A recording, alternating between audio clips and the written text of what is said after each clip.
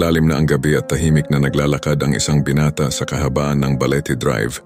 Ang liwanag ng buwan ay bahagyang sumisilip sa pagitan ng siksik na mga dahon ng puno ng balete. Ang lugar ay kilalang-kilala bilang isang kalsadang pinamumugaran ng iba't ibang kwento ng kababalaghan at katatakutan. Habang siya ay naglalakad, naririnig niya ang mahina at tila humihikbing tinig ng isang babae. Lumilinga-linga siya, ngunit walang taong makikita.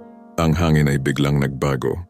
Naging malamig at tila ba'y may kakaibang presensya sa paligid. Naramdaman niya ang pagtindig ng kanyang mga balahibo at ang kanyang puso ay nagsimulang bumilis ng pintig. Sa di kalayuan, may isang matandang bahay na matagal nang iniwan at lumang-luma na.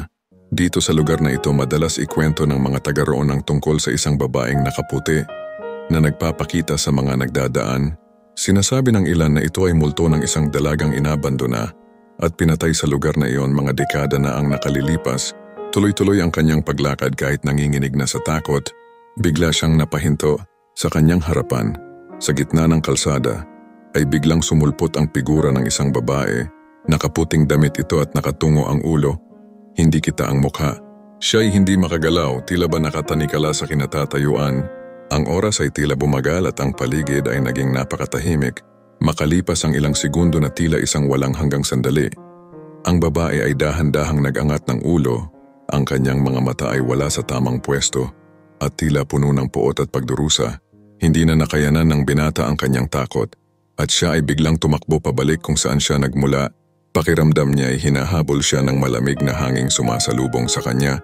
Pagdating niya sa dulo ng Balete Drive, naglaho ang takot at pawis na pawis ang binata. Tila ba napagod siya sa kanyang buong buhay? Hingal na hingal siyang yumuko at nang muling tumingin sa kanyang paligid, ang kalsada ay parang ordinaryo na ulit. Na parang wala lamang nangyari. Ngunit sa kanyang isipan ay malinaw pa rin ang imaheng iyon ng babaeng nakaputi. Alam niyang hinding-hindi na niya makakalimutan ang gabing iyon sa Balete Drive.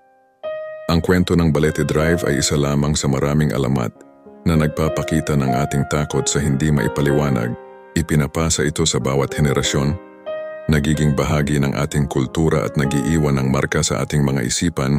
Marahil ang tunay na aral dito ay ang paggalang sa mga bagay na hindi natin naiintindihan at ang pagpapanatili ng ating tradisyon at mga kwento, magig nang ito'y totoo o katang-isip